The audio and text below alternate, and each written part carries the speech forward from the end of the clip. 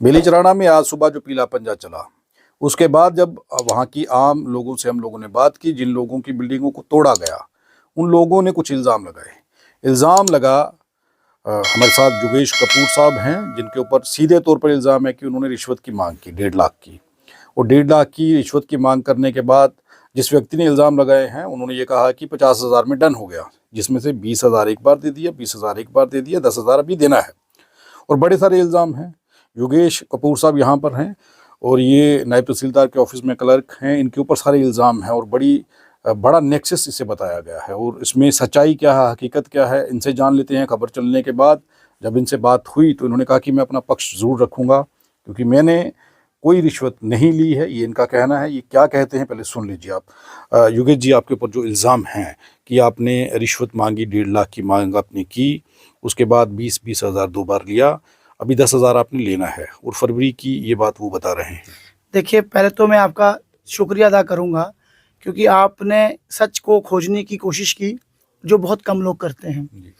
मैं पहले इस इंसान का बहुत बड़ा शुक्रिया अदा करना चाहता हूं, जिसने ये साबित कर दिया कि ये कितना गलत और कितना डिफाल्टर इंसान है। आपको पता है, इंडियन कॉन्स्टिट्यूशन ये है कि रिश्वत लेना उतना गलत नहीं है जितना कि रिश्वत देना है। अगर ये आदमी कह रहा है कि इसने हमें इतने पैसे दिए, जो कि बेबुनियाद है, मुझे कोई फर्क नहीं पड़ता उस चीज से। पहला डिफाल्टर तो ये खुद है, एक्सेप्ट कर रहा है अपना कि मैंने पैसे दिए। पहले इसको पूछा जाए कि भाई साहब, आपने अगर पैसे दिए, क्या आपने ऑफेंस नहीं किया? और दूसरी बात, इस व्यक्ति से पूछी जाए, भाई साहब, आप मुझे क्या लाइफ में कभी मिले हैं? मुझे जहां तक याद है, मैं तो उसको कभी मिला ही नहीं हूँ। वो सरदार जी बूढ़े से हैं, उनको कम से कम अपनी दाढ़ी का लिहाज करना चाहिए। अरे यार, दान पुण्य लोग हैं सरदार जी, हम आपकी कसम नहीं खाते हैं। अगर हमारे हिंदुओं का वजूद है, आप लोगों की वजह से है। हम उन गुरुओं की जब बात आती है तो आंखों में हमारे आंसू आ जाते हैं कि हमें उन गुरुओं ने हमारे लिए कुर्बानियां दी हैं, और आप उन गुरुओं के नाम पे एक चंद टुकड़ों की जमीन के लिए एक इंसान की रोजी रोटी पे इल्जाम लगा रहे हो। मुझे तो बहुत अफसोस हुआ ये सुनकर कि जब एक सीनियर सिटीजन सरदार जी ने आकर ये बात बोली, उनको दूसरे की तो मुझे शक्ल ही नहीं पता कि वो कौन है, क्या है। और उनको ये बताइए, ये जो लैंड का फरवरी में इशू हुआ है, उनने मुझे पैसे जो दिए थे, क्या वो ऑनलाइन दिए थे, क्या किसी चेक के थ्रू दिए थे, या उन्होंने मुझे किसी के थ्रू दिए थे? वो पूछे उनसे आप। और तीसरी बात मैं आपके सामने ये बोलना चाहता हूँ कि ना तो मैं उस एरिया का पटवारी हूँ, ना तो मैं गिरदौर हूँ, ना तो मैं नायब तहसीलदार, ना तो तहसीलदार हूँ। किस कैपेसिटी में उसने मुझे पैसे दिए, मुझे ये तो समझ नहीं आई। उसने ये कहा है कि आपसे जब मुलाकात हुई, आपने कहा कि नायब साहब से भी मैं बात कर लूँगा, बाकी भी कुछ और नाम गिनाए कि इन लोगों को भी मैं पैसे पहुँचा दूँगा, और टेंशन मत लीजिए, जब नायब साहब जो हैं वो यहाँ से बाहर जाएंगे तो उसके पीछे से आपका काम जो वो करवा दूँगा। नायब साहब कहाँ बाहर जाएंगे? मतलब कहाँ नायब साहब, क्या कहीं फॉरेन जाते हैं? ये ऐसी बातें करना, ये प्री प्लान तरीके से। देखिए, मैं एक बात सुनिए, मैंने इस वीडियो में अपना नाम तो सुना था, आपने साथ साथ चौकी अफसर का भी नाम लिया है। अरे यार, पुलिस हमारी इतना काम करती है, मेरे नायब तहसीलदार ऑफिस में हर दूसरे तीसरे दिन कभी चिट्टा, कभी पुक्की, कभी अफीम, कभी किसी मर्डर रॉबरी के केसेस पकड़ पकड़ के लाती है। तो उसने उस बेचारे SHO चौकी अफसर को नहीं बख्शा है।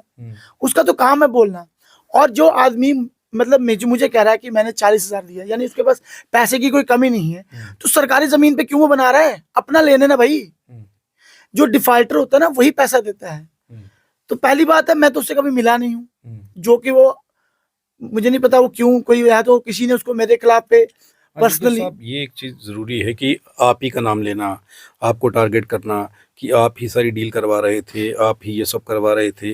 ऐसा क्यों हो रहा है कि आप ही को टारगेट किया? आप कभी मिले नहीं, आप कह रहे हैं उससे, फिर आपका नाम सर, कैसे जानता? सर, आप एक चीज कीजिए, देखिए, कहते हैं चर्चा उसी की होती है जिसमें कोई बात होती है।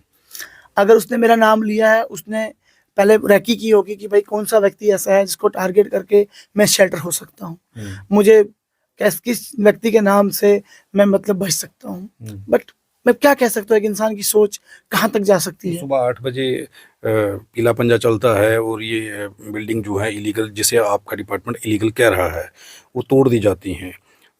इतनी जल्दी आप ही को ढूंढना, आप ही का नाम लेना, और फरवरी से लेके अब तक का प्लान बताना, और कब कब पैसे दिए, कैसे दिए, ये सारी चीज़ें एकदम कैसे हो जाती हैं? सर, मैं आपसे एक विनती करता हूँ, मेरा मैसेज जो भी देखे, मैं ये नहीं कहूँगा कि यार मेरे को सपोर्ट करो, मेरी मैसेज को उस आदमी तक ये मैसेज पहुंचाओ कि प्लीज, जैसे मैं आपके पास चल के आया हूँ, वो भी एक बार चल के आए और मेरी आंखों में आंखें डाल के बात करे कि क्या मैं कभी उनसे मिला हूँ। हो सकता है वो कभी मेरे पास कोई काम कराने आया हो, लेकिन क्या कभी मैंने उससे ये डिमांड की है जो वो बोल रहा है, या उसने कभी क्या ये चीज मुझे दी है। बात दूध का दूध पानी का पानी हो जाएगा। मतलब आप ये कह रहे हैं कि आपके सामने बैठ करके बिल्कुल बात करें। आज मुझे काफी लोगों के फोन आए, फोन कॉल्स आए, क्योंकि मैं काम करता हूँ लोगों का, लोग पब्लिक मेरे साथ है। बेली चराना के जो बाकी लोग हैं, क्योंकि जहाँ तक मुझे पता है कि बेली चराना बहुत बड़ा एरिया है, वहाँ के जो नामी ग्रामी लोग हैं, मैं नाम नहीं लूंगा किसी का, वो मुझे कह रहे थे कि आप चिंता मत करो, हम आपके साथ हैं। मैंने कहा जिस इंसान के साथ रब होता है, सच्चाई होती है, उसे किसी के साथ की जरूरत नहीं होती है। आप कभी भी किसी से भी मेरे बारे में पूछ सकते हैं कि मैं किस तरह का इंसान हूँ, बट इस इंसान को मैं विनती करता हूँ, भाई साहब प्लीज सच का सहारा लेके अपना घर बनाएं, और उस घर में आपको परिवार को रखना है। झूठ की बुनियाद पर परिवार को नहीं पाला जाता। ये चीज़ आप किसी भी ग्रंथ, किसी भी धार्मिक संस्था में देख सकते हैं कि झूठ पे पाँव नहीं होते। लेकिन योगेश साहब, ये आखिरी सवाल एक आपसे है, क्योंकि इल्ज़ाम गंभीर हैं, रिश्वतखोरी के इल्ज़ाम हैं। मे बी अब इंक्वायरी होगी, दूध का दूध पानी का पानी होगा, क्या हुआ है, कैसे हुआ है। उस लाइन में लोगों ने जो कहा है कि उस लाइन में कितनी सारे बिल्डिंग्स बने, लेकिन ये ही बिल्डिंग टारगेट किए गए। और जो बिल्डिंग आज सुबह टूटी, उसके साथ भी 2-4 दुकानें थी, उनके ऊपर पंजा नहीं चला, सिर्फ इसी के ऊपर क्यों चला।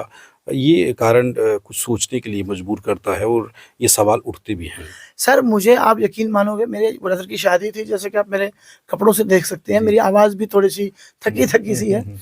मुझे बर्दाश्त ही नहीं हुआ, मैं से रहा ही नहीं किया। मैंने कहा खामखा वो ना लेना ना देना, मेरा नाम इसने किस बात पे टारगेट किया है।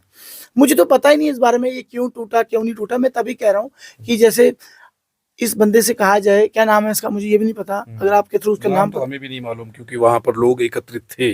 तो जो बिल्डिंग टूटी थी, तो वो ये बता रहे थे कि हमारे साथ ये सभी मीडिया खड़ा था, हमने भी सवाल पूछा। मैं आरटीआई मीडिया के थ्रू, आरटीआई इंडिया न्यूज़ के थ्रू यही विनती इससे करता हूँ, प्लीज़ सामने आएँ और बात करें।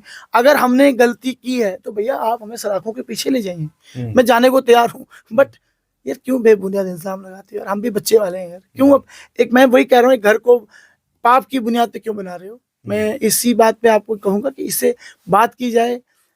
कुछ मैं पहले कह रहा था कि वहाँ के कुछ शुभचिंतक हैं मेरे, वो मुझे कहते हैं ये बंदा सुबह से फरार है। अगर ये सही बंदा है, सामने आए, बात करे। सोशल मीडिया है आज, व्हाट्सएप पे, यूट्यूब पे किसी पे भी मैसेज डाले, भाई मिस्टर योगेश कुमार कपूर नाम से इसने मेरा नाम लिया है, पूरा नाम लिया है जो मेरा डॉक्यूमेंटेशन नेम है, तो प्लीज सामने आए भाई साहब। मैं आपसे बहुत मिलने की इच्छा रखता हूँ कि आपने क्या सच में मैंने आपसे पैसे लिए हैं, एक बार मेरे साथ बात करें, नजरों में नजर डाल के बात करें।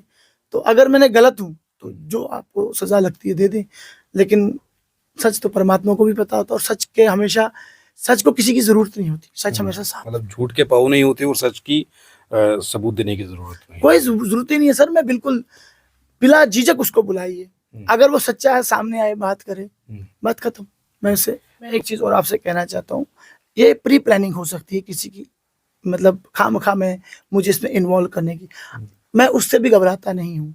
अगर प्री प्लानिंग हुई, कुछ तो से अपने पास एविडेंस रखे होंगे ना, अरे यार कुछ तो पेश कर, मैंने भाई मैं भी तो देखूं रिश्वत कैसे ली जाती। नहीं, लेकिन कपूर साहब, एक चीज सवाल तो है कि आप ऑफिशियल वर्क है आपका वहाँ पे, आप तो फील्ड में मिलने नहीं आ रहे लोगों को, लेकिन आप ही का नाम लेकर के आप ही के ऊपर ये सारा इल्जाम डालना। सर मैं वही चीज तो चाहता हूँ कि यही क्लियर करूंगा ना उस व्यक्ति से, जो भी उसका नाम है, हे प्रभु के बंदे मुझे बता, क्या ऐसा क्यों तूने किया है, किस बेस पे किया है, तेरी में से कोई पर्सनल राइवली है, डिपार्टमेंट को बदनाम मत कर। मैं इस डिपार्टमेंट से मेरी रोजी रोटी चलती है, डिपार्टमेंट के खिलाफ मैं नहीं सुन सकता हूँ।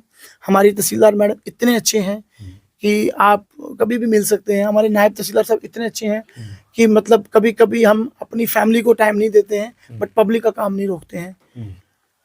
और हमारा जो जोगिंदर चौकीदार है, जिसका नाम उसने उसमें लिया है, मैं आपको पहले भी बता चुका हूँ, पुलिस सब काम कर रहे हैं। तो ये कोई बेकार व्यक्ति है जिसने ये बेबुनियाद इल्जाम लगाए हैं, तो इस बेकार आदमी के को मैं यही बार बार यही कहूँगा, भाई साहब प्लीज कम फॉरवर्ड और अपने एविडेंस प्रूफ करे, अपनी बात रखे, जिससे दूध का दूध पानी का पानी है। अगर हम गलत हैं तो भैया डिपार्टमेंट बैठा है, इंक्वायरी करे, जैसे मर्जी करे, मैं तैयार हूँ। तो योगेश कुमार कपूर, ये पूरा नाम जो इनके डॉक्यूमेंट में है, इन्होंने कहा है, जो उस व्यक्ति ने लिया है जिसने इन पर इल्ज़ाम लगाए हैं, ये कह रहे हैं कि एक बार सामने आए, बैठ कर के बात करें, आंखों में आंखें डाल के बात करें। अगर मैंने रिश्वत ली है, अगर रिश्वत ली है तो मुझे सलाखों के पीछे ले जाया जाए। लेकिन ये जो इल्ज़ाम है ये बेबुनियाद हैं।